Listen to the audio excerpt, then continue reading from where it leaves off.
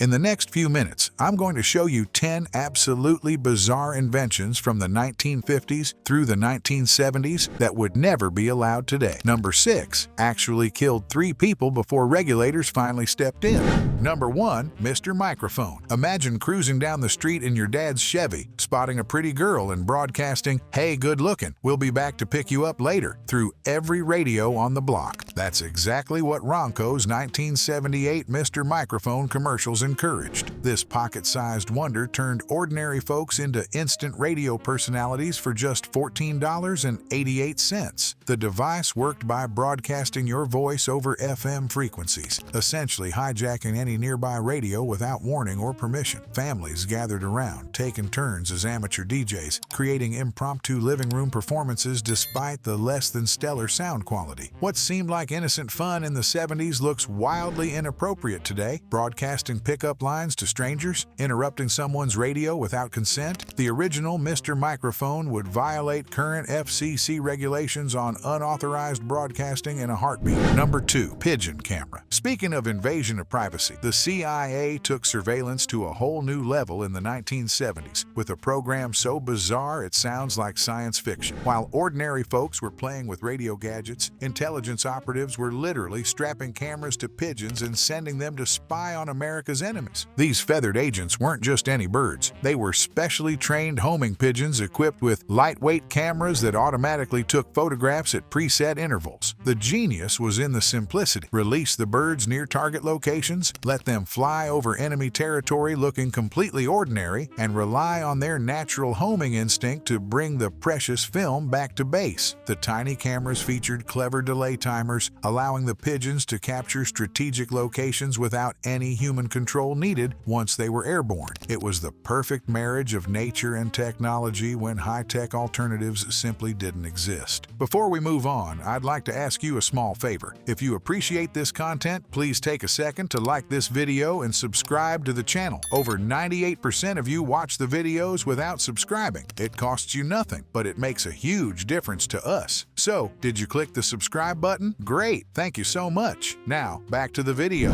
Number 3, Pocket Fisherman. While spy pigeons were capturing intelligence from above, Americans were embracing a different kind of spontaneity with Ron Popeil's revolutionary Pocket Fisherman. Launched in 1972, this compact 14-inch collapsible fishing rod promised something that sounds almost ridiculous today: the ability to fish literally anywhere the mood struck. The commercials for this $19.95 marvel showed businessmen in crisp suits pulling over on a whim, whipping out their Pocket Fisherman and casting a line without a single thought about licenses, permits, or whether fishing was even allowed there. It was the ultimate impulse hobby in an era when environmental regulations were still in their infancy. Imagine pulling that stunt today. While the Pocket Fisherman itself wasn't banned, the carefree fishing lifestyle it promoted has effectively become illegal under modern conservation laws. Those casual roadside fishing breaks, they now require proper licensing, adherence to catch limits, and specific permits depending on location and species. Number 4, the Flying Bedstead. While Britain's engineers were testing radical designs in the 1950s, they created something that makes modern safety inspectors break out in cold sweats. Nicknamed the Flying Bedstead, Rolls-Royce's experimental aircraft looked exactly like its name suggests: a bare metal frame balanced precariously on 2 massive jet engines pointing straight at the ground. This wasn't some theoretical concept.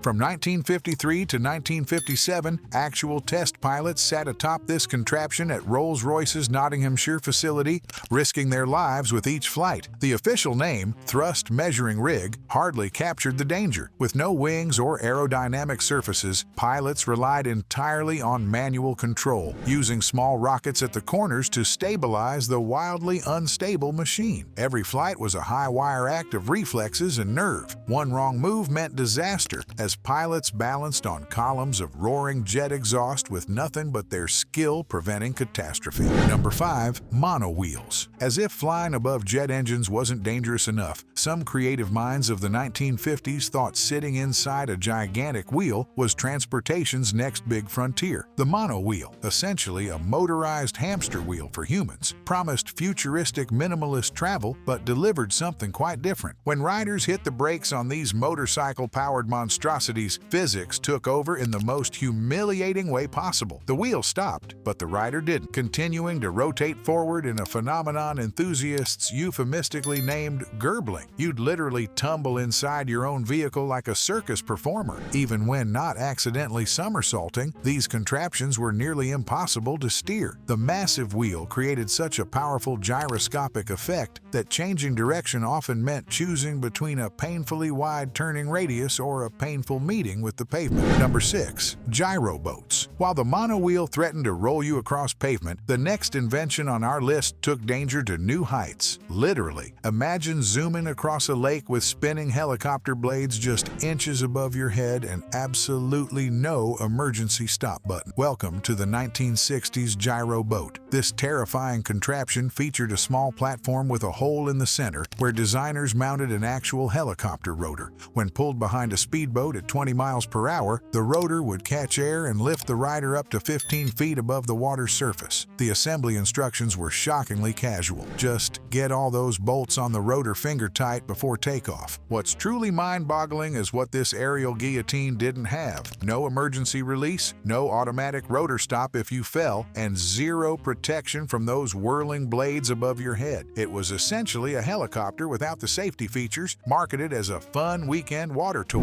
Number 7. Briefcase alarm. While the Gyroboat threatened water enthusiasts with rotor blades, downtown businessmen were creating danger of a different kind, armed with briefcases that transformed into chaotic security spectacles at the touch of a button. The 1970s crime wave sent urban executives searching for creative ways to protect their important documents. Their solution? Briefcases that would literally erupt with ear-splitting alarms and billowing red smoke when activated by remote control. Imagine a thief's surprise when their newly acquired briefcase suddenly transformed into something resembling a small bomb. The red smoke wasn't just for show, it was designed to mark thieves with dye for easier identification. But more often than not, startled thieves simply abandoned the screaming, smoking briefcase in public, leaving the rightful owner to explain the situation to concerned authorities who arrived at what appeared to be a suspicious package incident. Number 8. Smellovision. While smoking briefcases caused sidewalk panic, another visionary was revolutionizing entertainment by assaulting your nose. In 1960, Swiss inventor Hans Laube unveiled Smellovision, a system that turned movie watching into a full sensory experience by pumping precisely timed aromas directly to theater seats during the film Scent of Mystery. This wasn't just a gimmick, it was cinema's most ambitious attempt at immersion. Imagine sitting down to watch a movie where the plot actually depended on what you smelled. The system used an ingenious network of tubes connected to 30 different scent vials, with the film's soundtrack triggering specific fragrances at key moments. Behind the scenes, this technical marvel was a plumber's nightmare. Each theater required miles of tubing running beneath seats, with precise timing mechanisms to ensure audiences smelled roses when they appeared on screen or caught a whiff of pipe tobacco when the villain entered. Unfortunately, the reality stank. Literally, technical problems plagued every screening. Scents designed to last just seconds lingered for minutes, creating a confusing aromatic mess. Some fragrances arrived embarrassingly late, making audiences smell coffee long after the cafe scene ended. Ventilation issues left some sections of theaters completely scentless, while others were overwhelmed by competing aromas. The worst part? Those carefully formulated scents weren't exactly pleasant when mixed together. Theaters quickly developed a distinct funk that one critic described as the inside of a perfume factory on fire. Audience members reported headaches, nausea, and even allergic reactions to the chemical cocktail being pumped into their breathing space. Number 9. Chia pets. Health regulators weren't just worried about mysterious chemical scents, they were about to face a fuzzy green menace hiding in plain sight on thousands of American windowsills. Chia pets, those beloved terracotta figurines introduced in 1977, seemed like harmless fun, but behind those sprouting green haircuts lurked a serious health threat that nearly wiped them from existence. The problem? That constantly damp damp clay and organic seed combination created the perfect petri dish for dangerous mold growth. What parents didn't realize as they placed these cute sprouting animals in kids' bedrooms was that the moist environment was silently releasing spores that could wreak havoc on developing respiratory systems. Even more concerning, the original manufacturing process used Mexican clay containing trace heavy metals, adding another layer of risk beyond the mold issues. Those whimsical ceramic animals were essentially toxic sculptures in disguise. Number 10. Baby cages. Just when you thought chia pets in bedrooms raised health concerns, we need to talk about something truly jaw-dropping from the 1950s. Imagine walking down a city street, glancing up, and seeing babies suspended in wire cages outside apartment windows several stories high. These window-mounted baby cages weren't considered dangerous. They were actively promoted as health innovations. Urban parents without access to yards or parks installed these wire mesh enclosures directly to their apartment windows using just a few basic brackets. The cages sometimes included small roofs for sun protection, but safety features were minimal by any standard. The marketing was incredible. These contraptions promised to improve your baby's appetite, aid digestion, and develop a robust constitution through fresh air exposure. Pediatricians actually endorsed them. Parenting magazines featured happy infants enjoying their suspended cages, completely normalizing what today would immediately trigger child endangerment charges. So that's our look at the weird and wonderful gadgets of the past that just didn't make the safety cut. It's pretty amazing how far we've come, isn't it? Since the 1970s, consumer safety regulations have dramatically reduced injuries and deaths from everyday products. These changes reflect our evolution as a society. We've collectively decided that protecting people matters more than preserving these quirky inventions. Today's rigorous testing, clear warning labels, and fail-safe mechanisms would have seemed excessive to folks back then. But honestly, next time you feel frustrated by some safety regulation, just remember those window-hanging baby cages. Sometimes saying goodbye to the past happens for very good reasons.